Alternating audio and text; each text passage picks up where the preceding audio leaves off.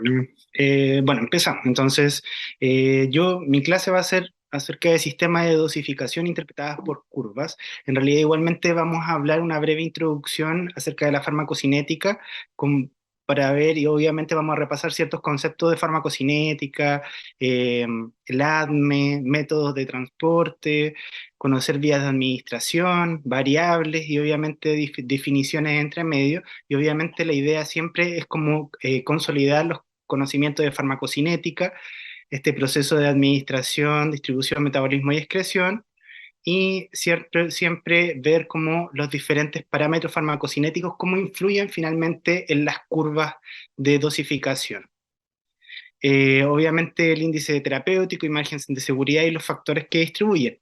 Dentro de esto tenemos obviamente, dentro de la farmacocinética, que este estudio del movimiento del fármaco en el cuerpo en función del tiempo, en donde obviamente vamos a tener desde la administración del medicamento, las concentraciones plasmáticas, cómo se distribuye, la metabolización y la eliminación que finalmente llega, y obviamente todo esto tiene que ver con el ADME. Ya, ustedes igualmente ya lo deben haber tocado, pero obviamente también nos permite, este ADME va a depender de ciertas formulaciones farmacéuticas y la condición del paciente, en donde tenemos que ver la vía de administración más adecuada, la posología, ¿cierto? Y el esquema de administración y obviamente siempre ver la relación entre la máxima eficacia y la máxima toxicidad asociada a esto.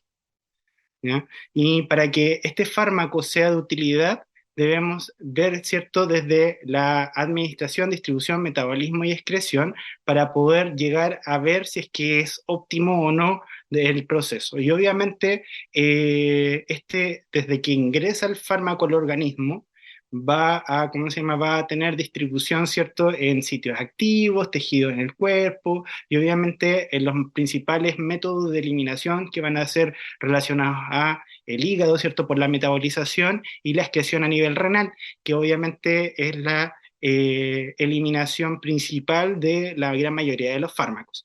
Y obviamente el fármaco ideal es que tenga una adecuada farmacocinética, un perfil de seguridad adecuado, que sea una eficacia a nivel del sitio terapéutico, y obviamente todo esto se va a correlacionar con las curvas. ¿Por qué? Porque en realidad necesitamos desde esta gráfica de concentración versus tiempo, cómo se va a iniciar el tratamiento, el efecto, ¿cierto? El mínimo efecto terapéutico y el de toxicidad, y cuánto va a durar ese efecto dentro de un rango terapéutico. ¿Ya? Y obviamente esto se correlaciona un poco más con mayor complejidad cuando hablamos de modelos PKPD.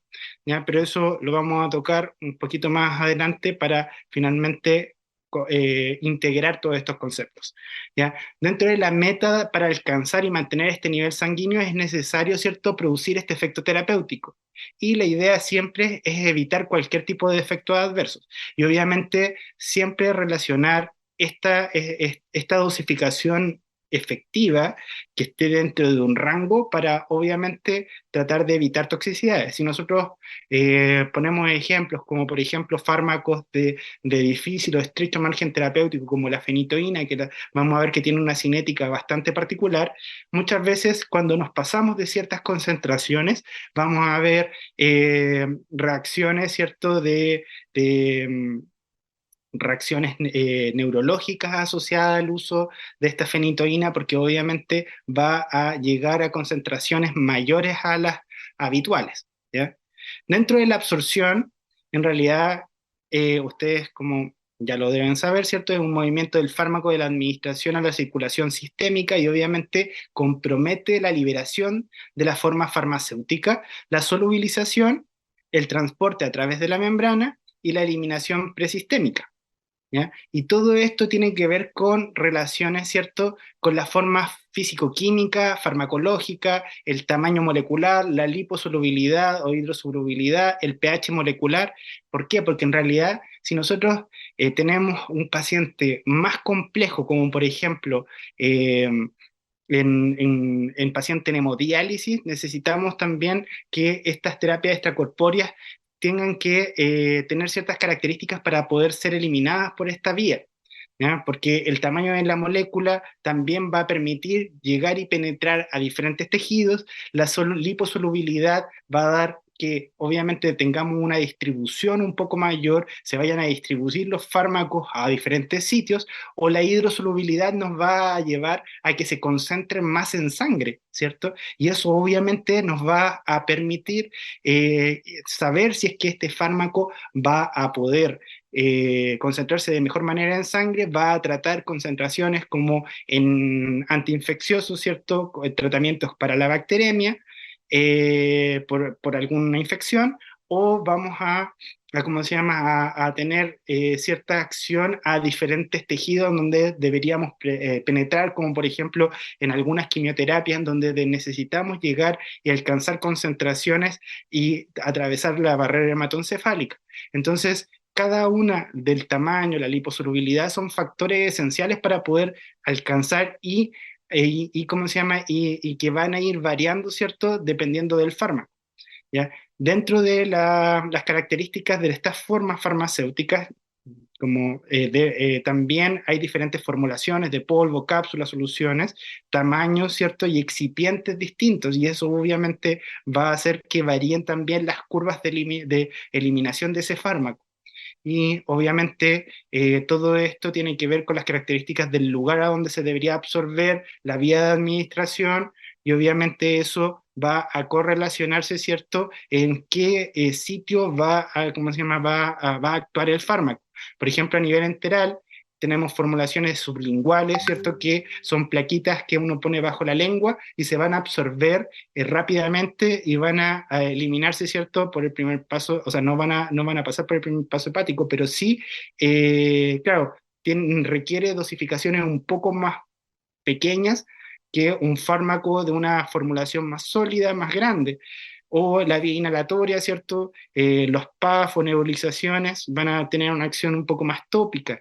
La vía parenteral, intravenosa, intramuscular y subcutánea, va a tener sus variables, ¿cierto?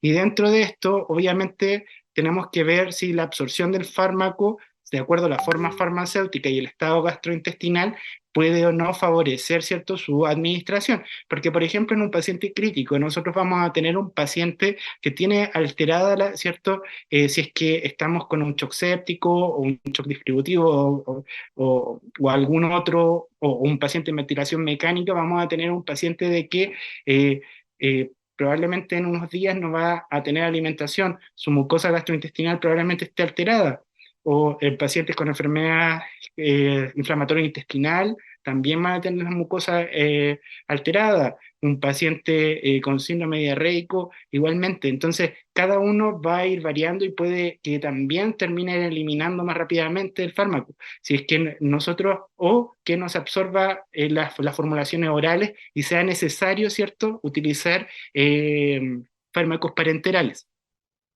Y bueno, también tenemos la eliminación presistémica, en donde esta eliminación a nivel del lumen intestinal va a ir hasta la eliminación, ¿cierto? Se atraviesa la membrana, el epitelio intestinal y la eliminación por vía hepática y la absorción a nivel sistémico, y obviamente esto se expresa, ¿cierto?, en fracciones de absorción con la biodisponibilidad.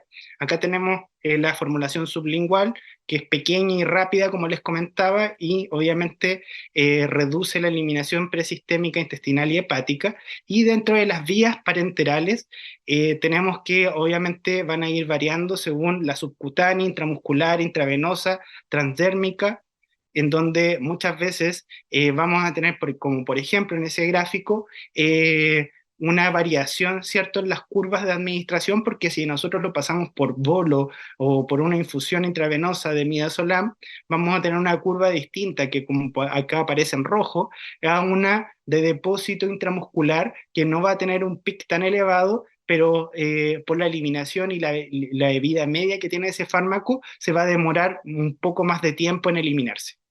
Dentro de las vías, ¿cierto?, intravenosa, tenemos que esta tiene la biodisponibilidad del 100%, ¿cierto? Obviamente porque se administra directamente a nivel del torrente sanguíneo, y obviamente dependiendo del tipo vamos a tener curvas como por ejemplo la concentración cuando se inyecta por vía endovenosa, vamos a tener una eliminación si es que es por bolo constante o por vía oral que va a tener un tiempo de absorción de liberación y un tiempo de eliminación.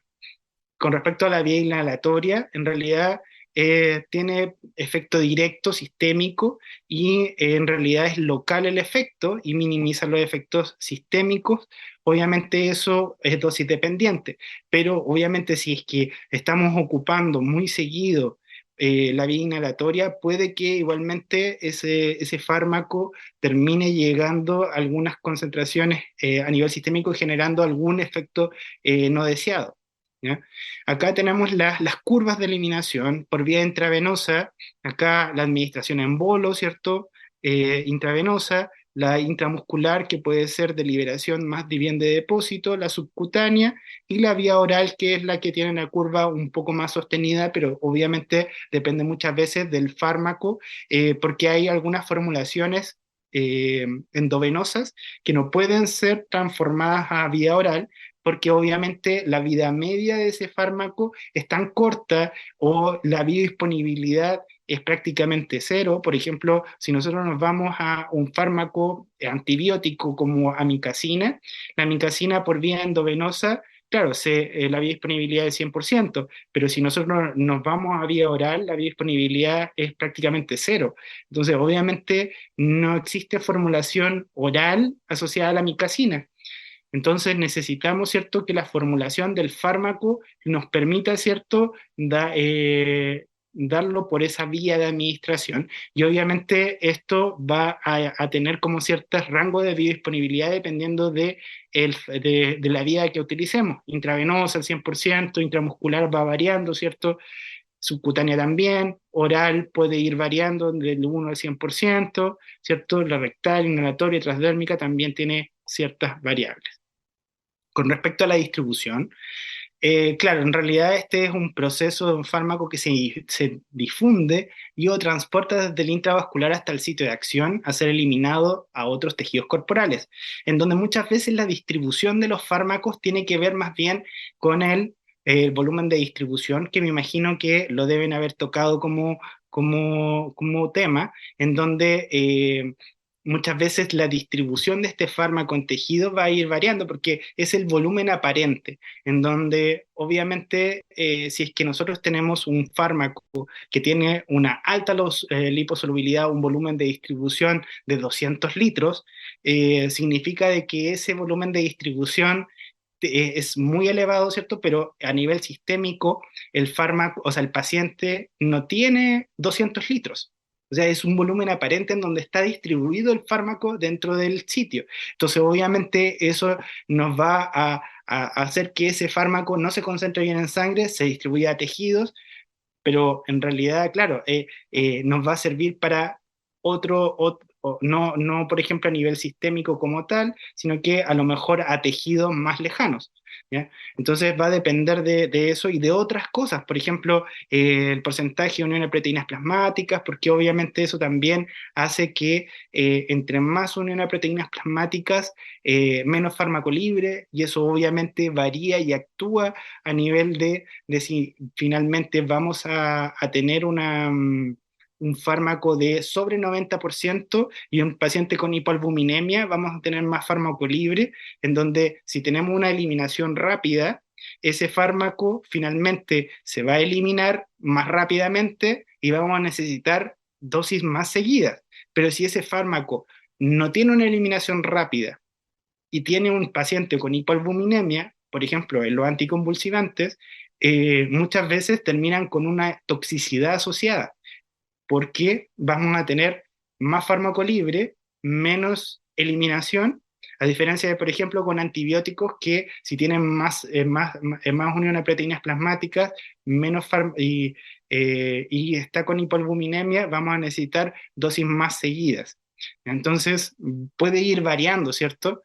Y obviamente tenemos que tener el contexto del paciente y cómo finalmente podemos ir, ¿cierto?, adecuando cada fármaco a los diferentes factores, ¿ya? Acá, bueno, barreras naturales de órganos, traspaso de sustancias, barrera hematoencefálica, como les decía, la llegada a ese sitio va a necesitar, ¿cierto?, unas características que el medicamento no queda como atrapamiento iónico en el sitio, necesita que se traspase barreras y necesita, ¿cierto?, ser con ciertas características más pequeños, lipofilicidad, que no tenga eh, tantas o sea, tantos pK-A, que son los factores, ¿cierto?, de equilibrios, en donde muchas veces hacen que el medicamento termine como atrapamiento iónico. Barreras como placentarias también pueden afectar, y o hidroliposolubles son formulaciones, ya lo habíamos comentado, que igualmente podían afectar, ¿cierto?, en la distribución a tejidos, tanto a nivel de la piel, ¿cierto?, si es transdérmica, inhalatorio, pulmonar, ¿cierto? Y que este volumen de distribución, que es aparente, también se correlaciona con las concentraciones y la dosis. Entonces, entre mayor es el volumen de distribución, es mayor la dosis que requiero para alcanzar la misma concentración. Entonces, en cierto modo, necesitamos tener, ¿cierto?, presente en que en algunos pacientes se puede alterar este volumen de distribución, en donde muchas veces nos podemos encontrar con pacientes con enfermedad renal crónica, en donde aumenta el volumen de distribución, pacientes que tienen, y eso disminuye la eliminación también, pero aumenta el volumen de distribución, entonces obviamente necesitamos una dosis de carga. En el caso de los medicamentos que tienen o pacientes que son pacientes críticos, por ejemplo, ellos tienen un volumen de distribución elevado, se duplica muchas veces, y eso hace de que muchas veces al inicio necesiten dosis más altas para alcanzar las mismas concentraciones. Y si es que tienen una alta eliminación, terminan, ¿cierto?, eliminándose rápidamente, entonces necesitamos tener una dosis un poco más seguida.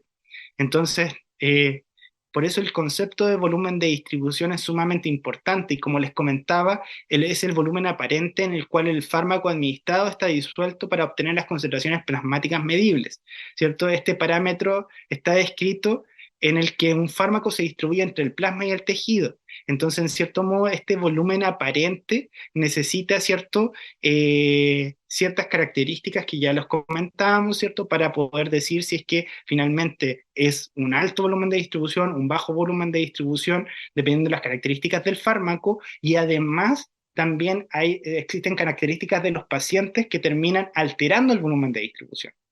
¿Ya? Esos son dos factores que pueden llegar a afectar, ¿cierto? Y finalmente llevar a una dosis insuficiente que necesite, ¿cierto?, ser aumentada en estos pacientes. ¿Ya? Por lo tanto, bueno, el volumen de distribución es inversamente proporcional a la concentración sanguínea. Por lo tanto, si hay mayor volumen de distribución, van a bajar las concentraciones sanguíneas, por lo que necesitamos más dosis para igualar ese efecto. Mientras más fármaco se transporta desde el intravascular, hay más en los tejidos, o sea, se encuentra más distribuido. Y si el fármaco tiene, por ejemplo, alta unidad de proteínas y se queda en el intravascular, no se distribuye, por lo que el volumen de distribución es bajo. Entonces, por eso también, claro, si es que está más en el intravascular, muchas veces es más hidrofílico, se concentra mejor en sangre y no distribuye tanto. Por ejemplo, siempre pongo el ejemplo, la amicacina, los aminoglicósidos en general tienen mucha carga, y eso obviamente, el tener mucha carga, termina siendo muy hidrofílico, pero al ser tan hidrofílico, hace que se concentre bien en sangre. Puede eliminarse rápidamente a nivel urinario, pero, por ejemplo, si yo les transmitiera, no, este paciente necesita un tratamiento para la prostatitis. La próstata es un tejido que es muy mal irrigado. a primera instancia me pueden decir, no, este paciente tiene la amicacina se elimina principalmente por vía urinaria, entonces se va a concentrar bien en orina y yo voy a eliminar rápidamente la infección que tiene ese paciente. Pero si es que estamos tratando un sitio de difícil llegada y mal irrigado, finalmente esa amicacina o ese aminoglucósido no va a servir y no va a llegar a ese sitio, ¿no? A eso es lo que me refería.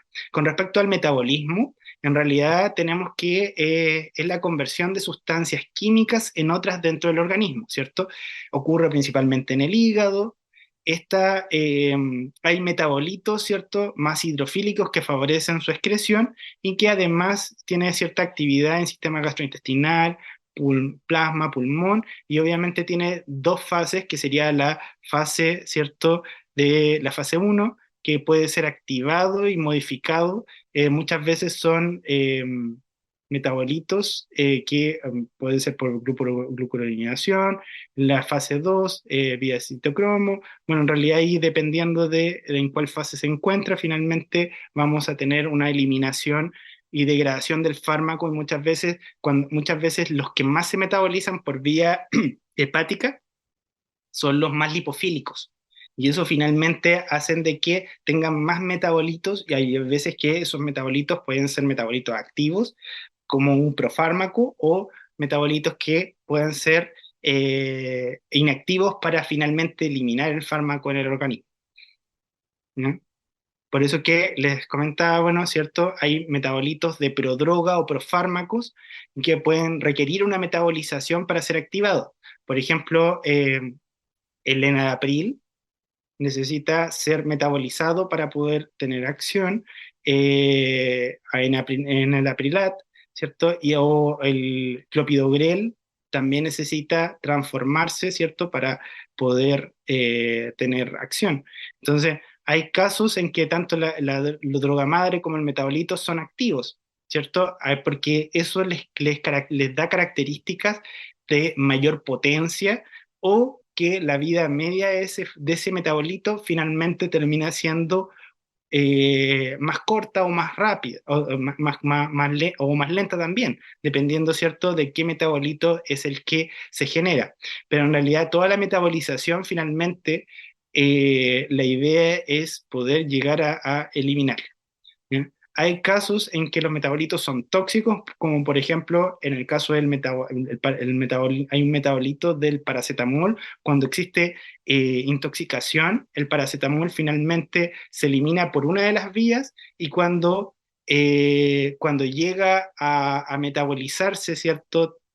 Eh, Tanto o tener una dosificación por sobre una cierta cantidad, se metaboliza y termina generando un metabolito que es tóxico, que es el NAPQI. Entonces, obviamente, esa metabolización también tenemos que tener cuidado. ¿Ya? Las por vías de citocromo, en donde tenemos la enzima degradadora intrahepática, el 75% de la degradación de los fármacos está relacionado a estos citocromos, en donde los principales son el 3A4, el 2D6, el 2C9 y C19, en donde muchas veces la gran mayoría, como les decía, de los fármacos está asociado a eso y no lo vamos a tocar, pero igualmente esto puede generar interacciones medicamentosas porque al ser sustrato de ese citocromo, finalmente, si es que nosotros inhibimos o inducimos el metabolito, puede generar, ¿cierto?, una variación en las concentraciones del fármaco. En este caso, factor a considerar, recordar siempre que, que cada paciente es distinto. Como les decía, ¿cierto? Podemos tener pacientes en donde la metabolización puede ser rápida, lenta en la última parte, o pacientes que también son distintos, como paciente crítico, que pueden aumentar el volumen de distribución, pacientes oncomatológicos también aumenta el volumen de distribución, pero aumenta también la eliminación. Pacientes con daño hepático crónico también pueden tener un tercer espacio, pacientes con enfermedad renal crónica también alteran, aumentan el volumen de distribución y disminuyen la eliminación. Entonces, cada paciente es distinto y obviamente eso nos va a dar un factor final para poder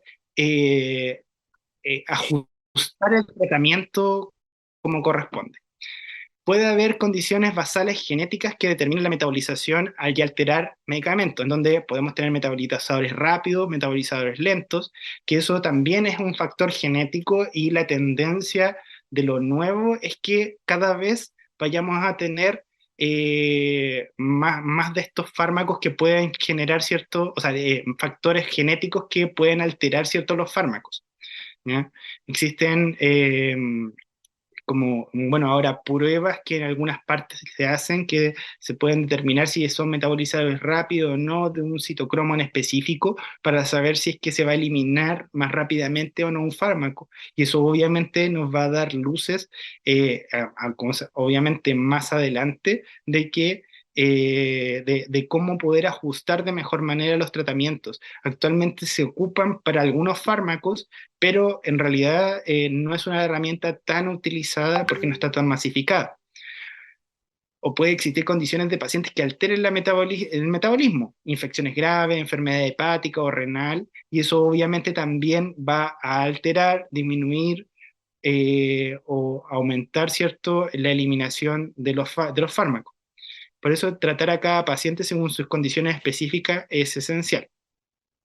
Bueno, la monitorización, si nosotros nos vamos, por ejemplo, específicamente a factores genéticos, existen como por ejemplo polimorfismos que les comentaba en el caso, por ejemplo, del voriconazol, que sí se ocupa actualmente, aunque no está tan masificado, eh, este sustrato del citocromo 1219 y claro, si nosotros tenemos un polimorfismo del citocromo 1219, puede alterar la metabolización del fármaco y dar concentraciones marcadamente más bajas y eso obviamente se va a correlacionar con una falla terapéutica del fármaco.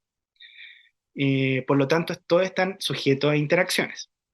Con respecto a la excreción, es un proceso por el cual, ¿cierto?, el fármaco puede generar metabolitos que son expulsados en el cuerpo y obviamente esta eliminación puede ser principalmente por vías urinarias, biliar, sudor, saliva, aire expirado, leche u entre otros, en donde con la concentración del fármaco se forma un equilibrio, ¿cierto? En donde finalmente en el hígado se va a metabolizar para poder eliminarse muchas veces a nivel renal o también puede llegar a la eliminación o como recirculación enterohepática, en donde se puede eliminar también por vía biliar. Por vía de piel puede transformarse a nivel del sudor. eh, entonces, cada una de estas partes puede haber un equilibrio para poder finalmente eliminar el fármaco a nivel sistémico y que obviamente esto también se correlaciona con un factor que yo creo que también lo conversaron, que fue el tiempo de vida media, que este tiempo es necesario que transcurra para que las concentraciones plasmáticas del fármaco caigan a la mitad. ¿Qué quiere decir? Que si uno pasa la primera vida media, se va a reducir a un 50%. Si hay dos vidas medias, 75%. Tres vidas medias, el 87,5%. Cuatro, 93,8%. Y cinco, 96,9%. ¿Qué es lo que pasa? Que cada vida media va a reducir a la concentración en un 50%. Por eso si nosotros tenemos 500, a la primera vida media van a ser 250. A la segunda vida media va a ser 250, 125. Entonces así se va eliminando el 50% cada vez hasta llegar a las 5 vidas medias, que es prácticamente el 96,9% de la eliminación completa del fármaco. También se pueden ocupar estas 5 vidas medias, ya que al pasar 5 vidas medias, el fármaco va a llegar probablemente en estado estacionario y vamos a ver también en las curvas más adelante de que obviamente estas 5 vidas medias va a permitirnos también determinar si es que podemos o no monitorizar un fármaco o en cuánto tiempo y cómo va a ir variando esa curva. ¿Ya? También un concepto importante, a ver, hay una pregunta acá, puede preguntar si tienen, no sé si tienen dudas hasta este momento. A lo mejor estoy pasando muy rápido las cosas, pero No, y la idea es que si tienen alguna duda pueden preguntar, digamos, o sea, no, como para Ay, que si tienen algún tipo de feedback o alguna cosa, no, solo eso. profe, no, yo ¿Ya? entendí súper bien. Gracias. súper, ya. Entonces, conceptos.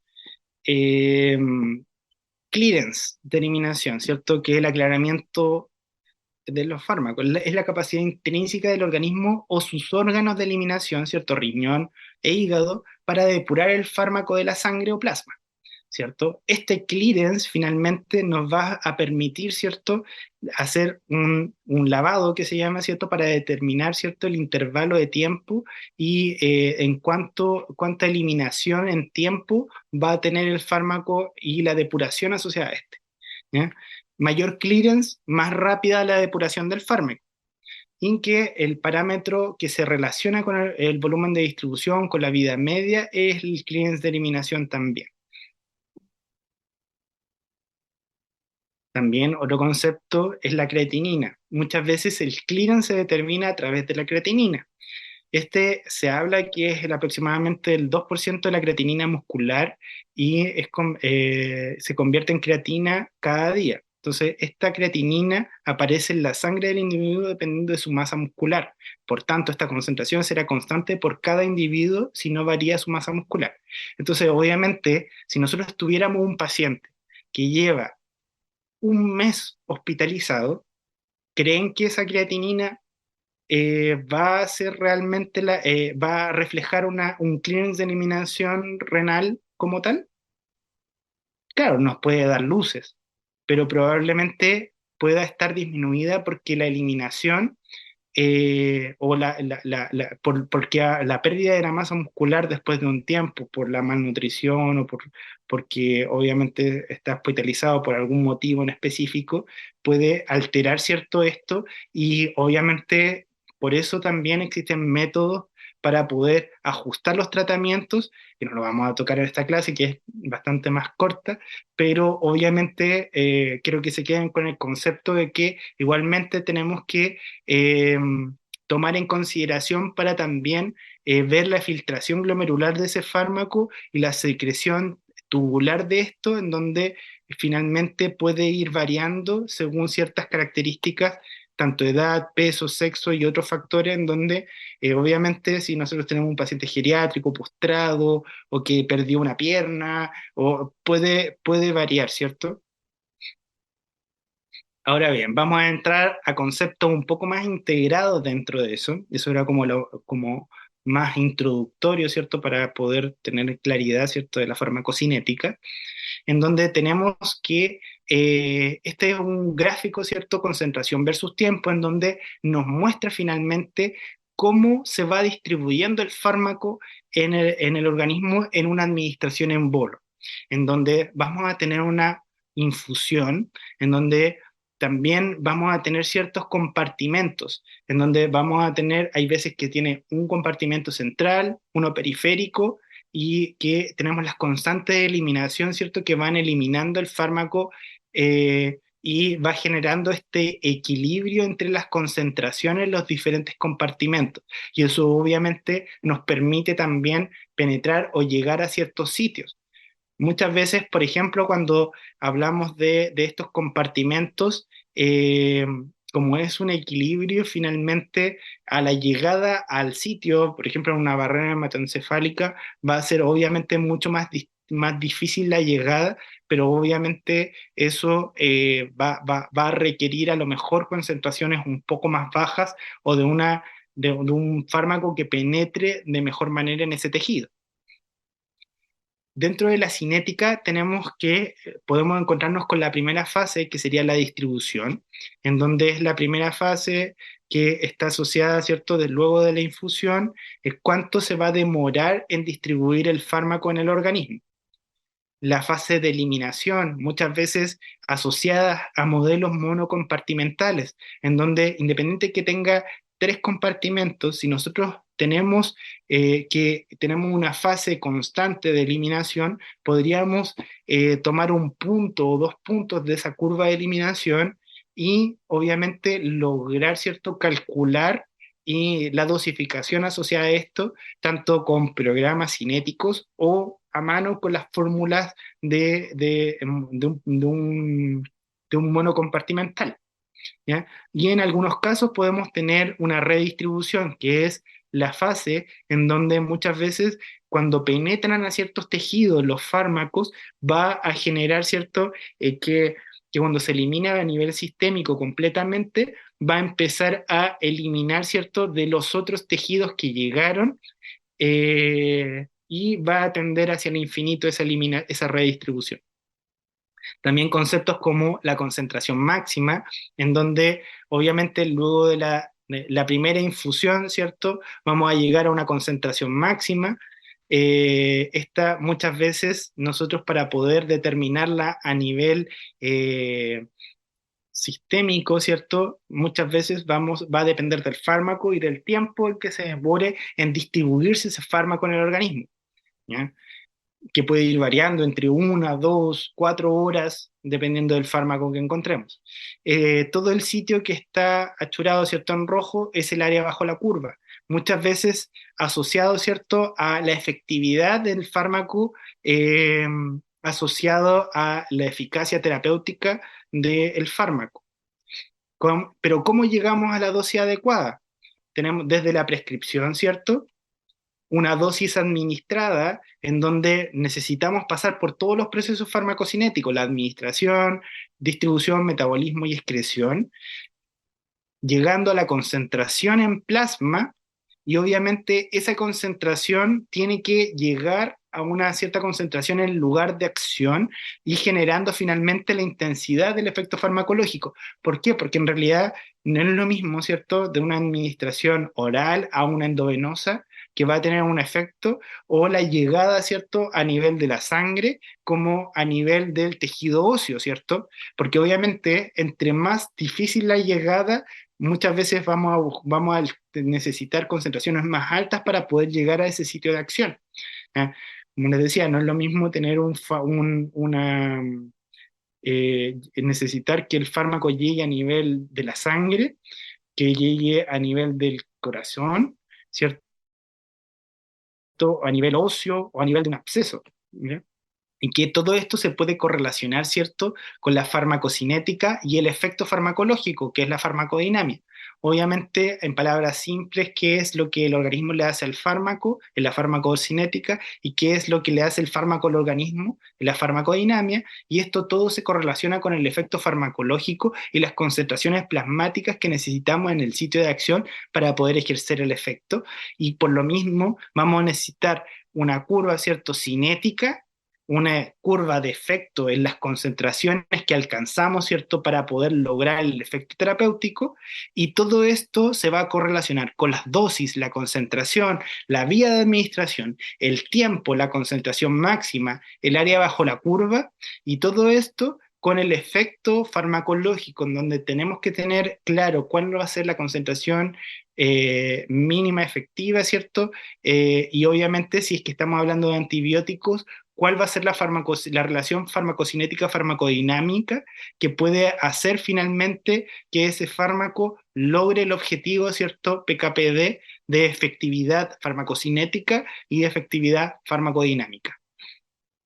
Con respecto a conceptos también, tenemos que cuando nosotros alcanzamos el estado de equilibrio, el estado de equilibrio, este es el punto en el cual el ingreso del medicamento es igual a la eliminación de la circulación sistémica, ¿no? Tenemos que la vida media tiene una relación con el tiempo que se demora en llegar al estado de equilibrio al administrar un fármaco en dosis múltiple. Muchas veces correlacionado con estas 5 vidas medias. ¿Por qué? Porque en realidad vamos a tener que el fármaco a la primera dosis, la segunda dosis, tercera dosis, a la cuarta, a la quinta dosis, recién vamos a la sexta dosis, vamos a alcanzar el estado en equilibrio, que vamos a tener la concentración mínima efectiva y la máxima, ¿cierto?, que podamos llegar a un cierto rango que va a tener, que no va a alcanzar alguna toxicidad asociada a esto. ¿Eh?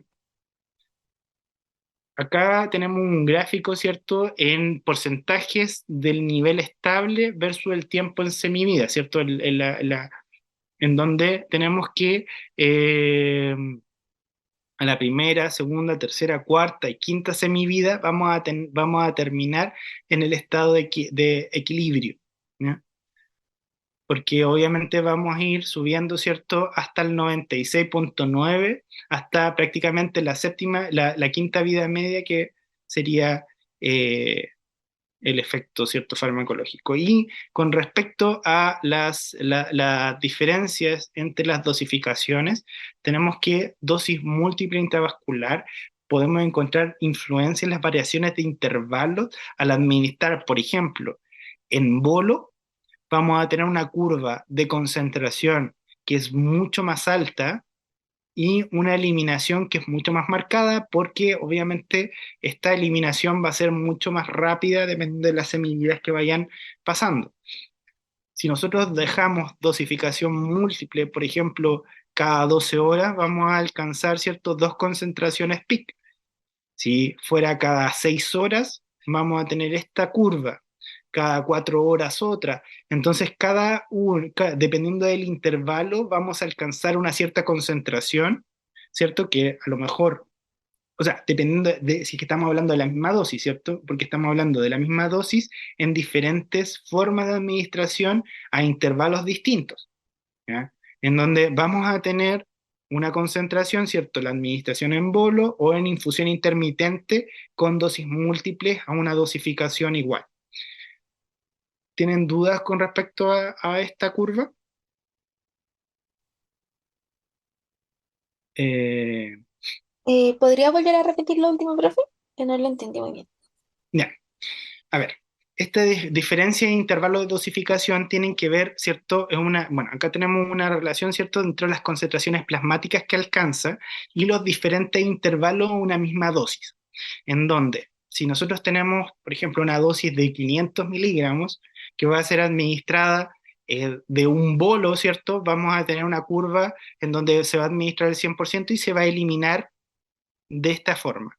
Si nosotros llegamos y dejamos una dosificación que es dos administraciones, por ejemplo, cada 12 horas, vamos a tener una curva en donde va a ser 250 cada 12, pero la curva de eliminación va a ser distinta, ¿ya? Si nosotros dejamos cada 6 horas, también va a ser, no va a alcanzar un pic de concentración tan alto, pero va a tener una concentración valle más alta por más tiempo. Porque quiero que quede claro, en donde muchas veces, cuando a nivel hospitalario, muchas veces cuando los fármacos tienen un cierto intervalo, ¿cierto? Que está preestablecido o se quiere dar más veces o menos veces, muchas veces menos veces para poder tratar de administrarlo, ¿cierto? Eh, para poder no ocupar tanto la vía de administración, ¿cierto? Eh, no es lo mismo dar un fármaco cada 6 horas que un fármaco una vez al día. ¿Mm? Por lo tanto, no significa de que, por ejemplo, no sé, una ampicilina de 2 gramos cada, está que la indicación de endocarditis infecciosa por Enterococcus fecalis es esa, nosotros cambiamos la dosificación total y le dejamos 3 gramos cada 6 horas, va a ser lo mismo, ¿ya? Porque no es lo mismo, ¿se entiende, cierto? O, Ah, ya, profe. Entonces, a eso es lo que me refería, de que en realidad al ir dando esta dosificación, ¿cierto? Va a ir variando las concentraciones. Nosotros al darlo más veces vamos a tener una concentración valle un poco más alta, pero el pic más bajo también, que eso obviamente me va a alterar la farmacocinética del fármaco. Entonces, obviamente, cuando ustedes varíen, ¿cierto?, el intervalo o cambien la forma de administración, tienen que tener cuidado porque finalmente no es lo mismo. Acá tenemos la influencia de los cambios en los parámetros dependiendo de la concentración. Si nosotros vemos, por ejemplo, en el primer gráfico, vamos a tener la administración normal, ¿cierto?, en la concentración en un periodo de tiempo, en la administración de 2 a 3 bolos, ¿cierto? Si nosotros en el siguiente gráfico ¿cierto? Tenemos que se reduce esa concentración. ¿Qué creen que está afectando ahí que se reduce la concentración? No sé si, de acuerdo a lo que revisamos, pueden saber qué fue lo que pasó acá en esta curva.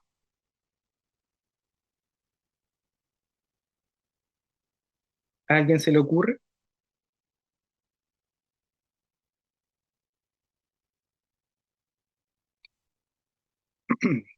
Miren, habitualmente tienen que ver, ¿cierto?, con parámetros farmacocinéticos, ¿ya? En donde, por ejemplo, en este caso, tenemos que el volumen de distribución está aumentado. Eso, si lo correlacionamos, ¿cierto? Concentración es igual a dosis partido volumen de distribución.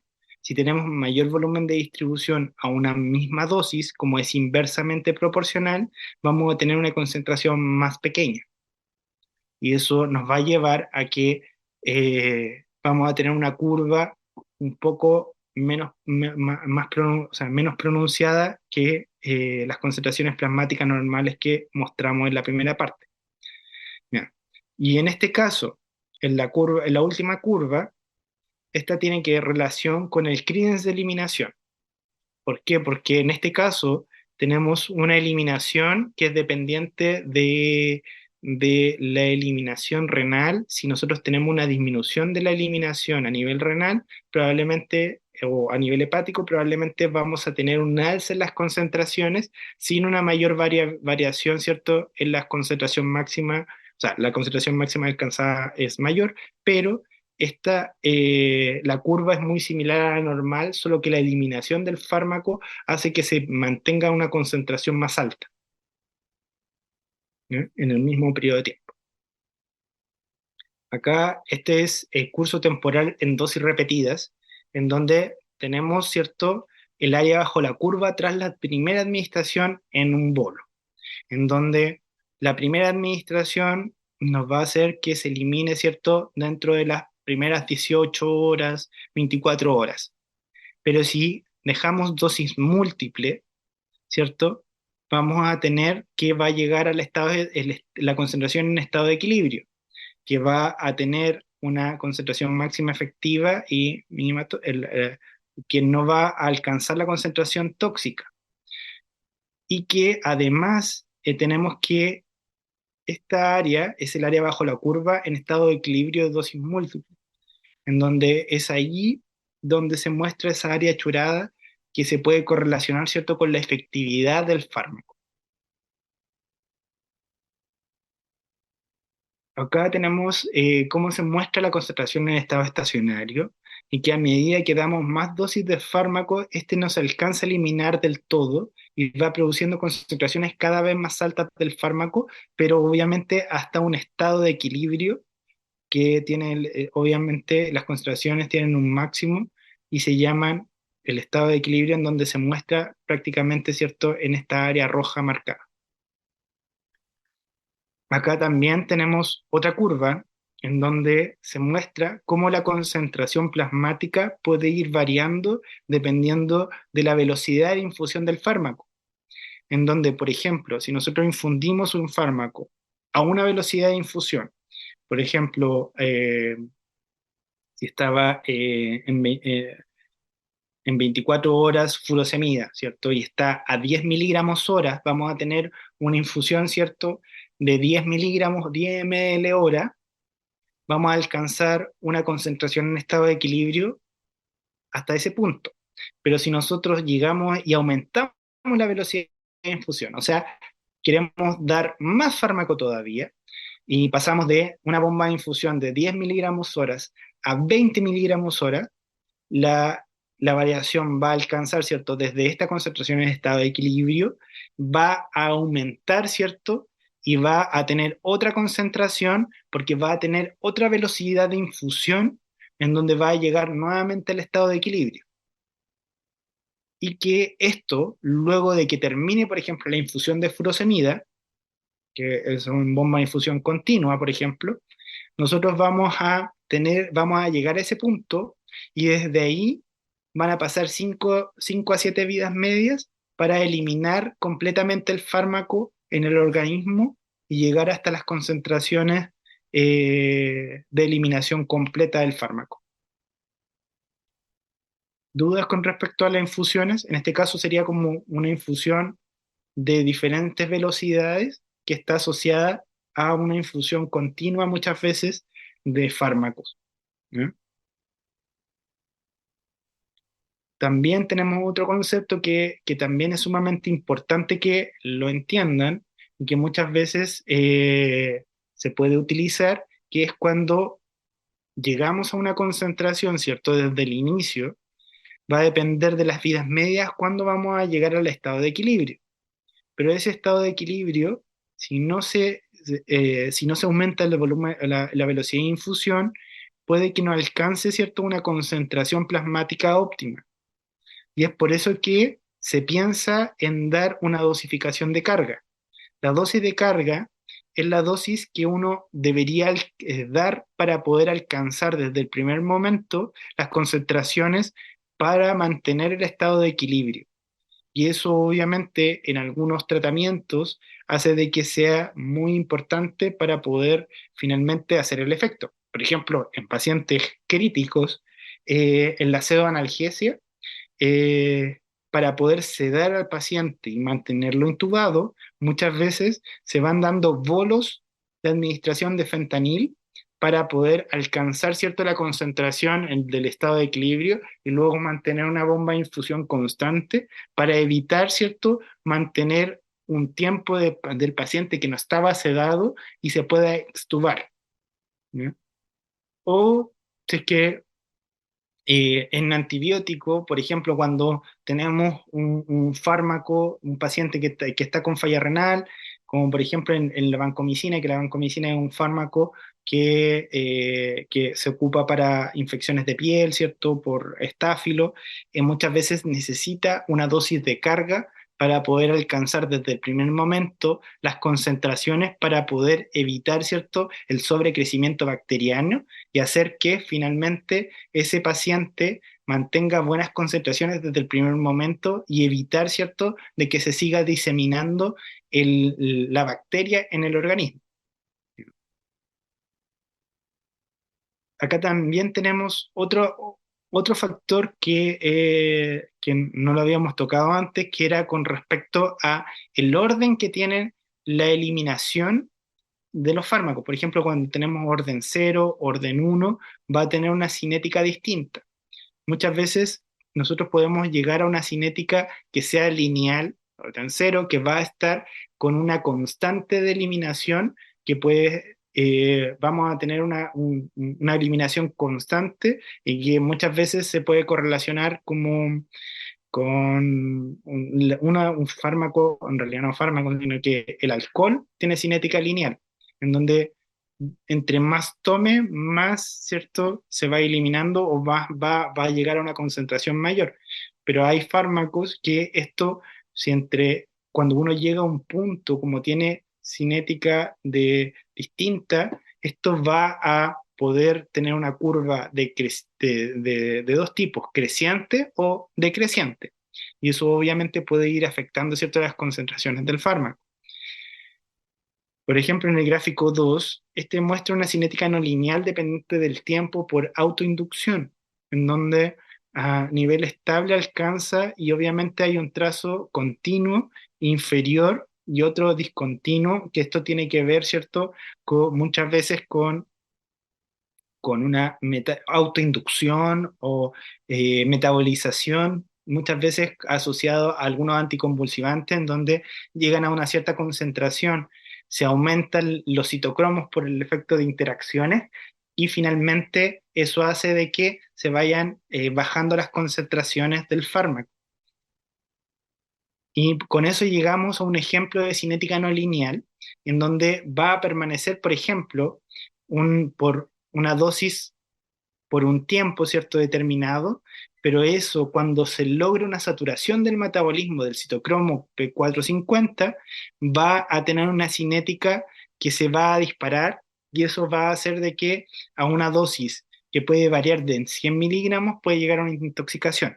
Muchas veces podemos tener fármacos como el voriconazol, que es un antifúngico, y la fenitoína como anticonvulsivante, en donde la fenitoína es uno de los más comunes, en donde hay un punto de que nosotros llegamos, que es la saturación de la metabolización, en donde finalmente se puede disparar, y el voriconazol también. Muchas veces el voriconazol se habla de que la dosis máxima es de 8 miligramos por kilo, y cuando se sobrepasa eso, la concentración termina siendo más errática, y eso hace finalmente de que necesitemos ir titulando ese tratamiento para evitar ciertas intoxicaciones. Acá también tenemos una curva de cómo va variando, ¿cierto? Dependiendo del tipo de infusión del fármaco. Por ejemplo, una curva de concentración versus tiempo del Linezolid, en donde como una infusión continua va a mantener, ¿cierto?, una curva constante de concentraciones, como una infusión intermitente puede ir teniendo estas variaciones que nos va a generar finalmente que las concentraciones puede que en algunos puntos no alcancen el punto de susceptibilidad, y que obviamente pueda generar alguna pérdida de efectividad del tratamiento, ¿ya? Entonces, por eso es que es sumamente importante conocer si es que cuando el fármaco, la forma de administración, y si es que esto puede influir, ¿cierto?, en los tratamientos.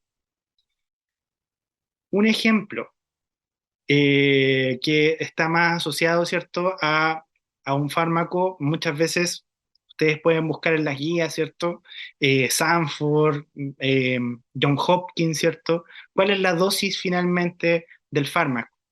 ¿Ya? Pero esta dosis del fármaco muchas veces se correlaciona con,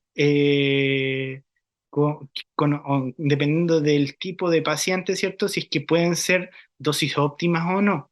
Y obviamente al ocupar estas curvas cinéticas, ¿cierto? En un gramo, por ejemplo, una administración de 1 gramo al día, vamos a tener que luego de las 72 horas recién vamos a alcanzar una concentración de área bajo la curva que sea efectiva para el tratamiento, y luego prácticamente de las 120 horas vamos a alcanzar el estado estacionario de las concentraciones de ese fármaco. Obviamente en eso tenemos que tomarnos, ¿cierto?, de las 5 vidas medias para poder alcanzar, ¿cierto?, el estado de equilibrio, y muchas veces eso se correlaciona de cuándo poder monitorizar el fármaco asociado. Y que obviamente todo esto, como tienen cinéticas distintas, por ejemplo, vamos a tener un nivel peak, un post-distribución y un nivel valle, en donde muchas veces esto puede ir variando, porque como les decía, la distribución va a ser una primera fase, pero esa distribución, por ejemplo, en vancomicina, es de 1 hora. Entonces, luego de 1 hora post-administración, recién ahí se puede tomar el nivel post, que es el nivel constante que está distribuido completamente en el organismo. Y obviamente también tenemos la curva de eliminación, que sería, en este caso, como cinética más bien lineal, que podríamos ocupar un modelo monocompartimental para poder finalmente ajustar el tratamiento del fármaco. Acá tenemos cómo finalmente, si es que damos la dosis de carga, por ejemplo, de 3 gramos, vamos a alcanzar desde las primeras horas una concentración que alcance la efectividad terapéutica.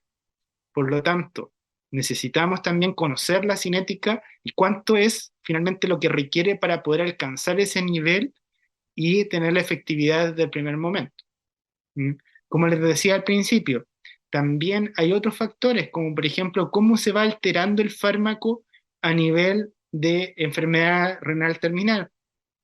Finalmente, de 0,64 de volumen de distribución se va a alterar a 0,85, por lo que obviamente eso va a llevarnos a, a poder finalmente necesitar, ¿cierto?, sí o sí una dosis de carga, pero la eliminación, ¿cierto?, va a ser mucho más lenta, y eso nos va a tener que permitir, ¿cierto?, de que se extienda el intervalo de dosificación. Acá tenemos, con respecto a meropenem y las diferencias entre las infusiones en bolo, infusión extendida e infusión continua. Obviamente estas infusiones prolongadas le dan mayor cobertura dependiendo de la concentración inhibitoria mínima de un microorganismo, pero obviamente esto hace de que nosotros vayamos a tener concentraciones o efectividad, la probabilidad de alcanzar el objetivo con mayor probabilidad, eh, con mayor periodo, dependiendo de la infusión que le estemos dando al paciente. Y si es que lo relacionamos con la bacteria, muchas veces una administración de 2 gramos cada 8 se puede similar en una infusión extendida de 1 gramo cada 8, en donde prácticamente en ambos estaríamos teniendo la misma cobertura. Acá con otro antibiótico, piptazo, también, si damos infusiones prolongadas de 4 horas, es distinto a una infusión de 30 minutos. Por lo que siempre tener presente la estabilidad y compatibilidad también con respecto a eso, porque obviamente es otro factor que también varía, que es la estabilidad de los sueros de dilución. Porque si nosotros tenemos una dilución, o sea, una dilución que tiene una estabilidad de 24 horas o de 8 horas, obviamente nos va a permitir, dependiendo de la cantidad que es estable esa dilución, finalmente, eh, si lo vamos a poder dar en infusión continua o infusión intermitente o en bolo, ¿ya?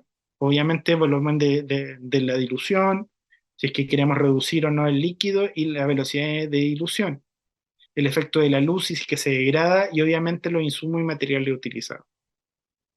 Con respecto a la monitorización con niveles plasmáticos, tenemos que, en realidad, igualmente tenemos que saber en qué momento monitorizar.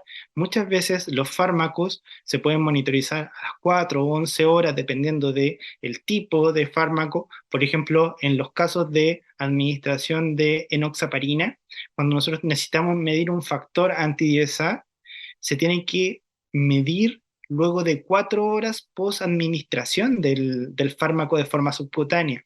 Y eso nos va a dar cierto rango para finalmente ajustar el tratamiento de enoxaparina, aunque en realidad no es tan común que se ajuste, pero se puede llegar a medir este factor y ajustar en casos muy excepcionales. Otros fármacos como cuando se ve concentraciones valle, que son las concentraciones antes de la siguiente dosis, muchas veces relacionadas a la toxicidad, y es donde más se toman niveles, muchas veces de antibióticos, antifúngicos, anticonvulsivantes, como litio, ¿cierto? Como también se pueden monitorizar. Muchas veces se toman valle porque son los mayores rangos, ¿cierto? Y que se correlacionan con la eficacia terapéutica.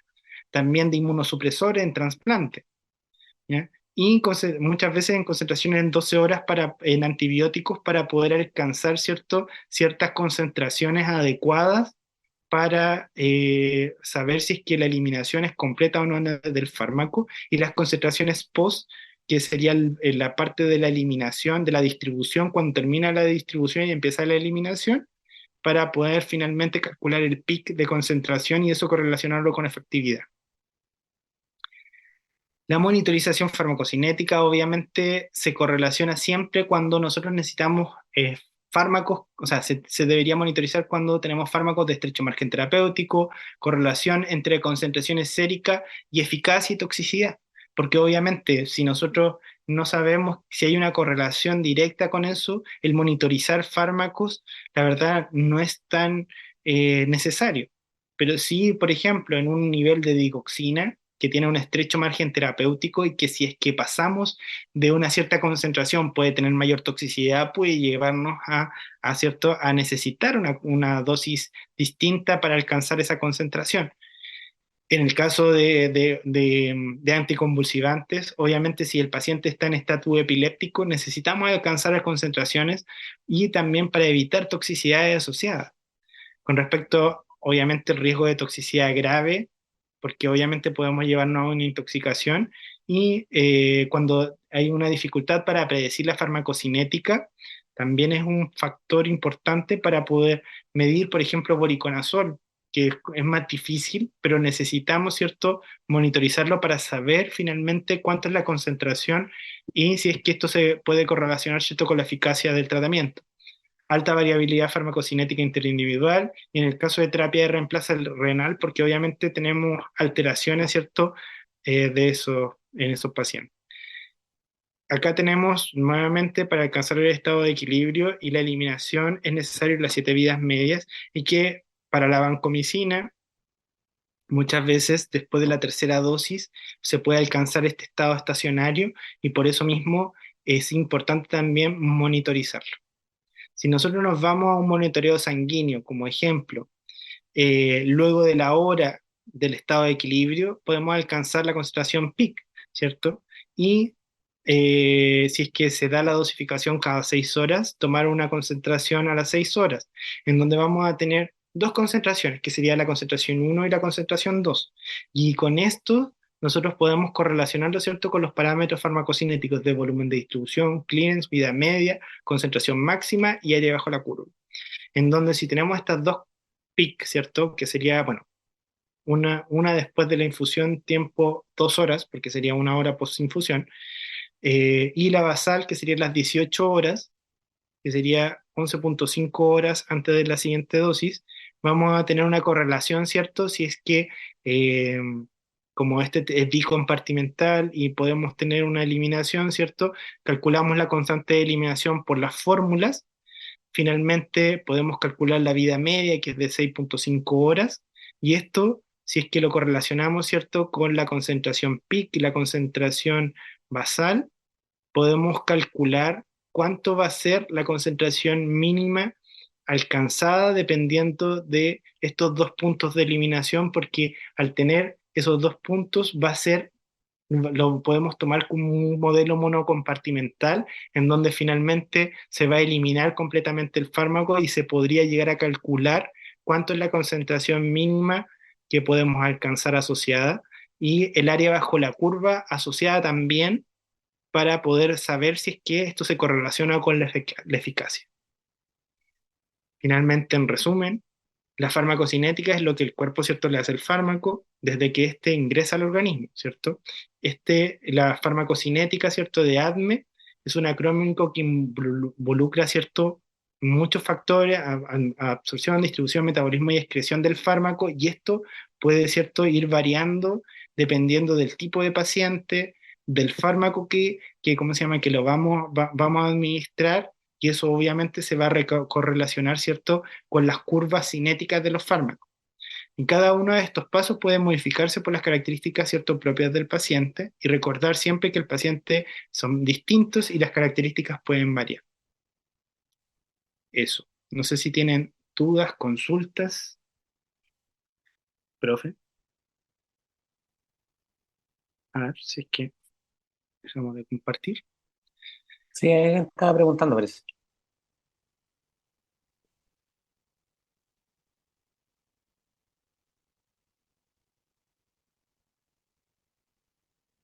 No sé. Algo que no les quedó tan claro. Sí, alguien había preguntado, parece. No sé.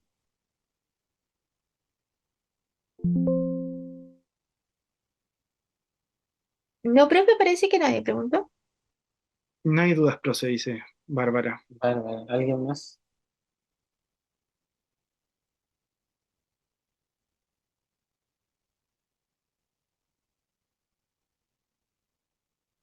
Bueno, tendrán dudas para el seminario de... Ya, muchachos, alguien quería preguntar algo aprovechando que tenemos a Ignacio. ¿Alguna duda de lo último? ¿Qué es lo que más me importa que saquemos el limpio para después repasar en el taller?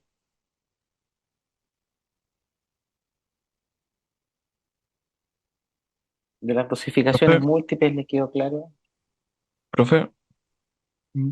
¿se me escucha? Sí, se Sí, sí. escucha, ¿sí? Juan Ah, ya. Pablo.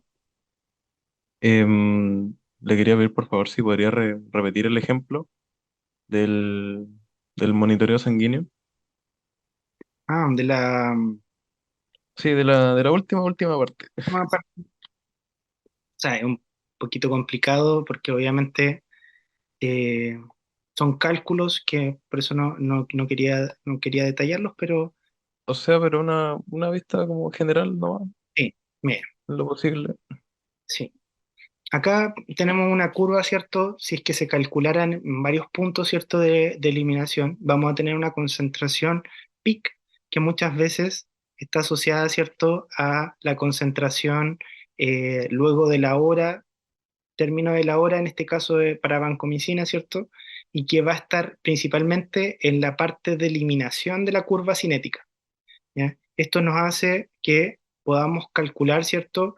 Una pendiente y esa pendiente finalmente nos puede dar, ¿cierto? Las constantes de eliminación o calcular los parámetros cinéticos que tiene asociado dependiendo de las fórmulas de cinética que tenemos. Por ejemplo, acá, si tenemos dos puntos, que sería un pic y a media hora antes de la dosis de 11,5 horas, que sería el nivel basal 18, eh, podemos calcular, ¿cierto?, con la variación del tiempo, la constante de eliminación.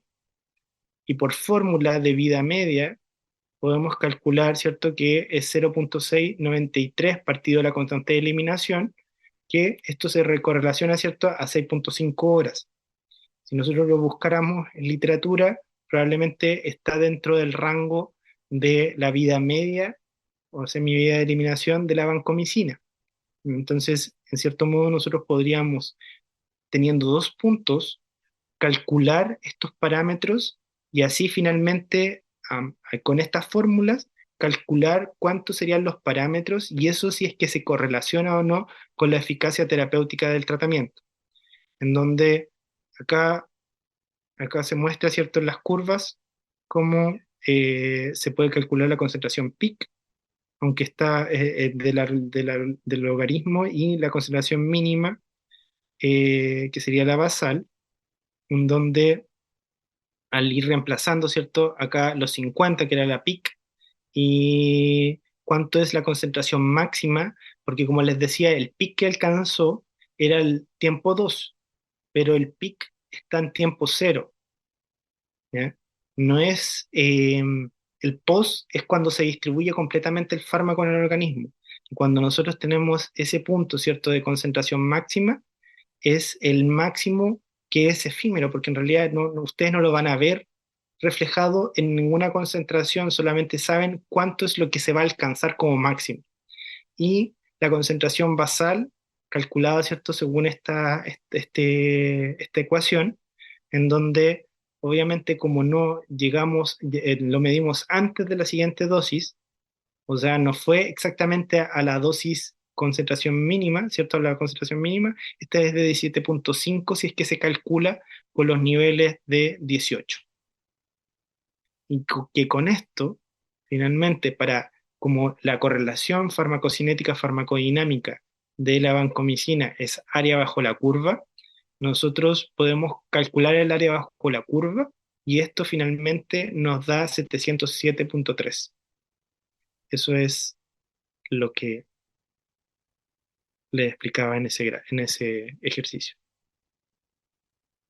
Ya, Entonces, profe, muchas gracias. Me quedó mucho más claro. yo- Muchachos, ¿alguna otra pregunta?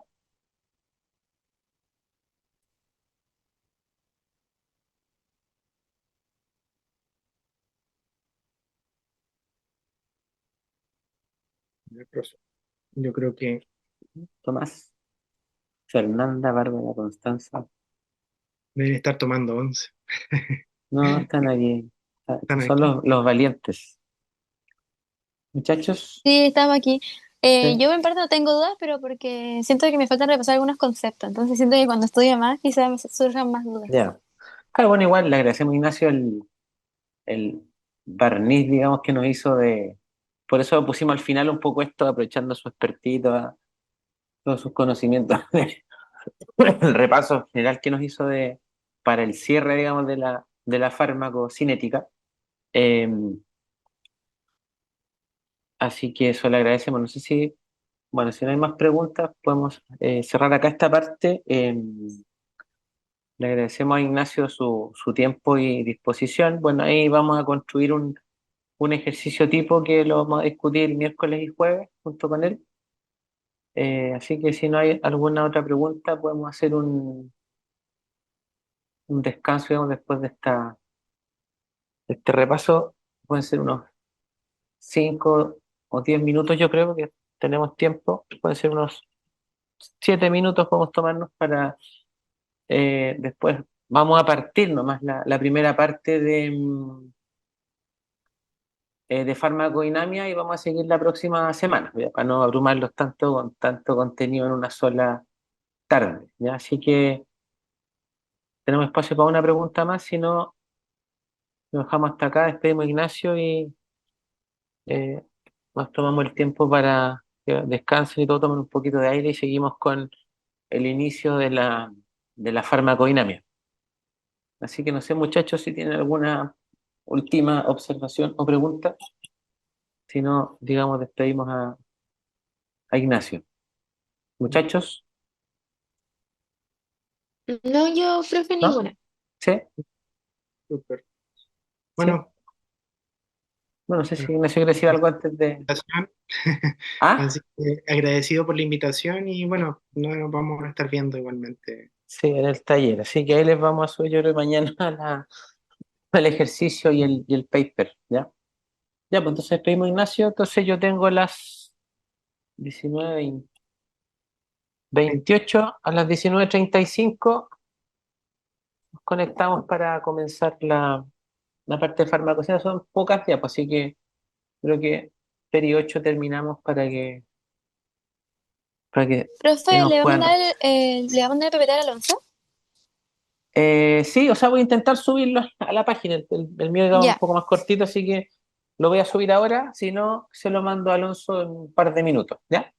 Entonces, 19:35 nos conectamos. O los que quieran, digamos, tomar aire, un café, tienen tiempo para hacerlo, ¿ya? Eso, ya muchachos. Gracias, Ignacio. Gracias a ti. Nos estamos viendo. Chao, que estén bien. Ya, muchas gracias. Chao, profe, gracias.